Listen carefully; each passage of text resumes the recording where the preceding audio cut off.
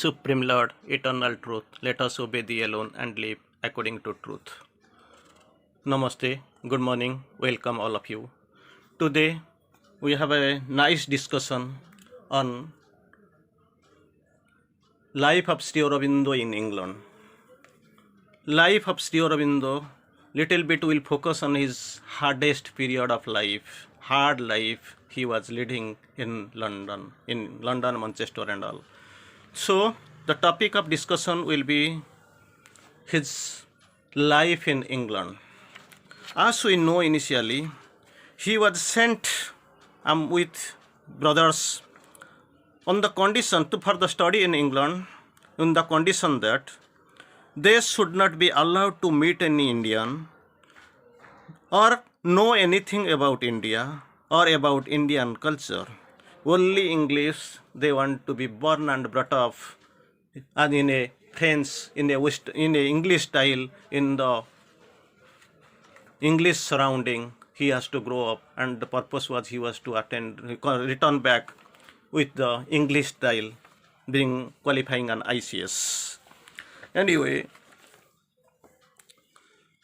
his his tenure in England was around 14 years. These 14 years are compared with the exile of Ramachandra for 14 years. So 14 years exile, Rama Bonavas, it is compared with.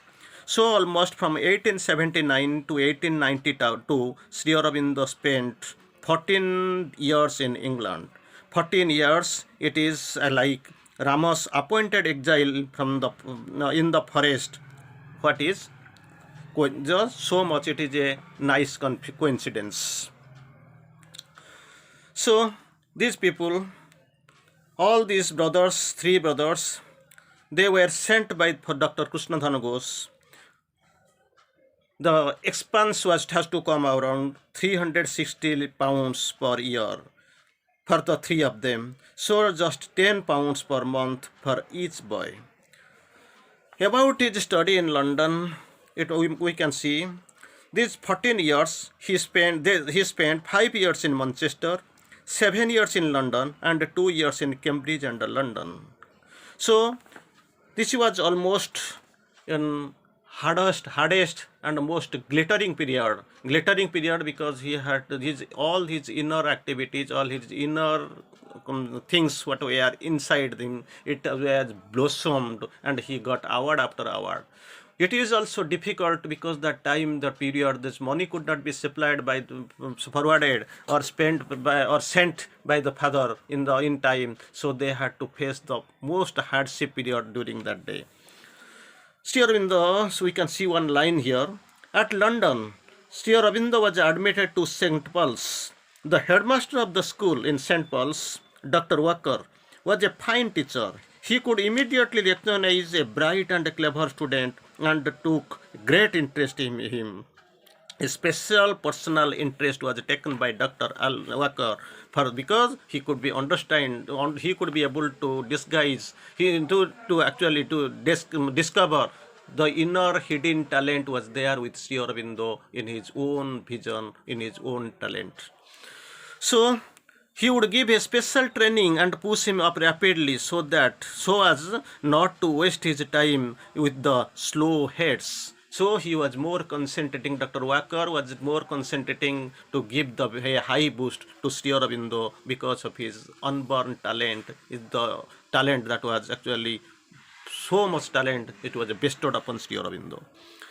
So he noticed Aurobindo at once saw that his Latin was brilliant, but Greek was a little weak. Initially it was observed. Latin was brilliant, Greek was a little bit weak.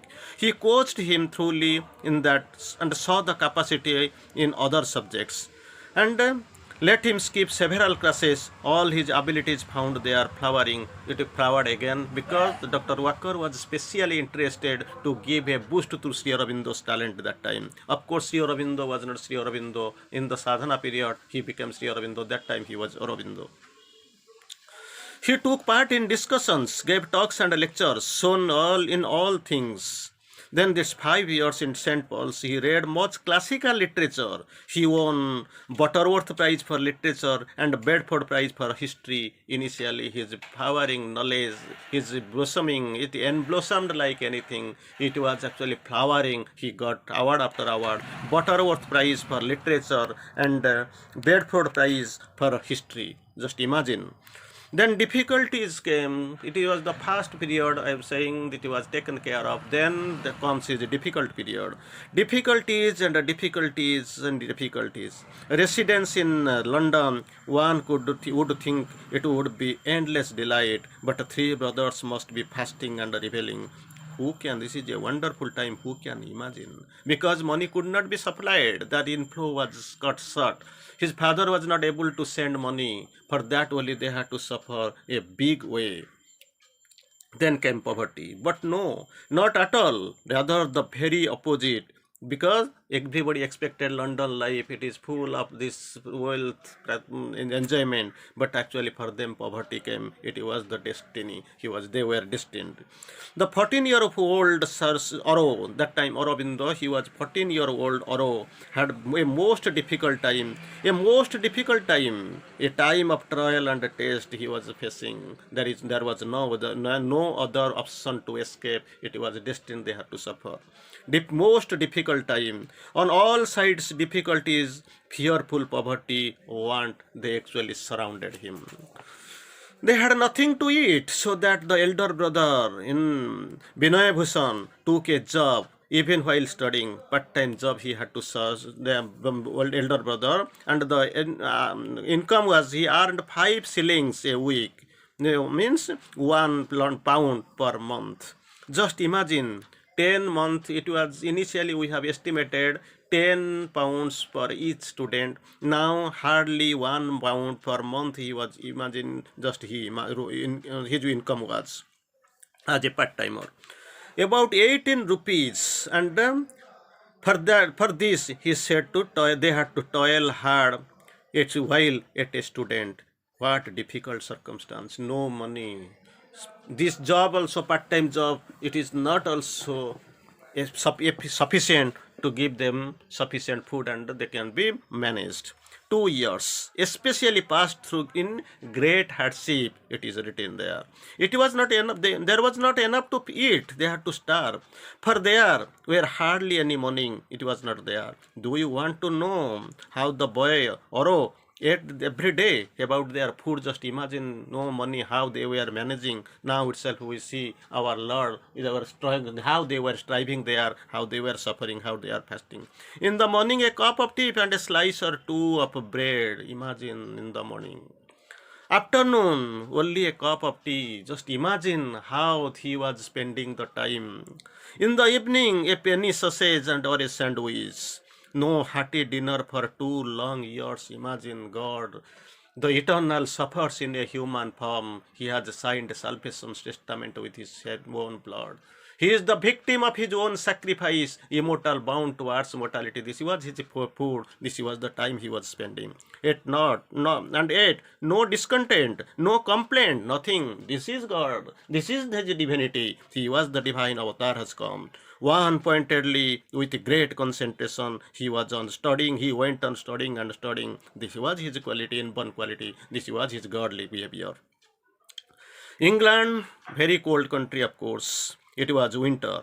It was just snows and snows, such a biting, freezing cold. Yet silver, even to imagine it, how silver, shivering, there was no money.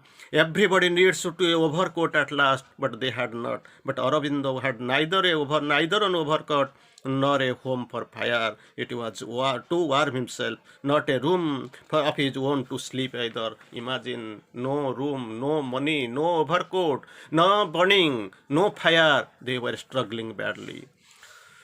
So till then they were struggling English poetry and fiction, French literature, history of Europe, a little briefly of Italian, German and Spanish. He learned a little also. Still then struggling, he was not getting discouraged. He got discouraged. No despondency was there. No discouragement there. Discourage was there. They were struggling, and still then they were reading. Sri Aurobindo was reading. He became once again. Aurobindo surprised all by carrying away all the prizes from for the classics. All the entire prizes. No food to eat. No sufficient food to eat. Nowhere he has to sleep.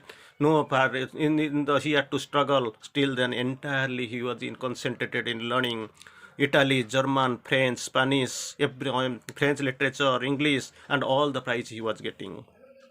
Extreme want, nothing else. Extreme want. Sri Aurobindo's own words in his letter to the Secretary of State for India. His letter was like this: I was sent over to England when I was 7 years of age with my two elder brothers, and for the last 8 years we have been thrown on our own resources without any English friend to help or advise us. Nobody is there to help or advise. We are thrown here, we are struggling, and we are suffering for last 8 years. Our father, Dr. Ghosh, has been unable to provide three of us the sufficient money. He is not providing money for the most necessary ones, and we have long been in an embarrassed position. His letter shows how still then he is not breaking down. He is struggling, learning, doing the record one by one. He is breaking records under one by one. He is getting all the prizes. He is snatching away, cleansing entire the debate, entire competition he is doing, not getting broken down. Still then he is happy and he is struggling. He has to go. For this, the silent force came mission down. For this, they had to know. If they know not poverty, how shall he find the cure? So, the cure of the poverty? So naturally they have to come. He who would save the world must share its pain. He who would save the world must share its pain. And this suffering world they must carry out on their shoulders. All the three brothers were short of money. Aurobindo was a candidate for ICS, and the letter used to go stipend for that. Used to get stipend for that. He had to own a scholarship of St. Paul's, another scholarship, St. Paul's. And so from these days he tried to support his two brothers with this scholarship and all, but he had nothing left for himself. These brothers were there, but actually nothing was left for them. What love, what generosity, what heroism! A senior fellow or a tutor at Cambridge, Dr. Prothero writes, who knew Sri Aurobindo's hardship intimately, writes, the man has not only the ability but a character, his letter. It was the description by Dr. G.W. Prothero. What a great character. He has had a very hard and anxious time of it for last 2 years. Supplies from home was almost entirely failed. Nothing their input was cut. And he has to keep his two brothers as well as himself, and yet his courage and perseverance have been never failed. His carrying forward, his courageous. His whole way of life was simple and penurious in the extreme. Just imagine how he was struggling and how he was going to win. How very interesting is this frank description from an English man of understanding upon an Indian whom they kept ruling for centuries. This still then we can listen little bit on his poetry. Amidst all difficulties, without enough to feed, to eat or wear, nothing was there to wear, nothing was there to be left to sleep or to even to have a nice dinner. Aurobindo steadily goes on studying, and one pointedly he was engaged in his mission for which he was gone, because the divine guide was inside. And all along that composes poetry, yes, poetry. And poetry not only in one language, poetry in English, Greek, and Latin.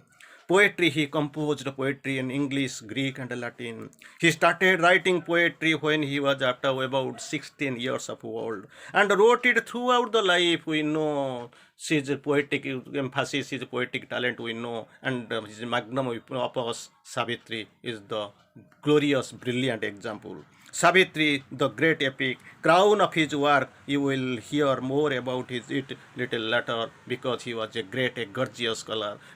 He fought it and he won it, he has given it. Thank you.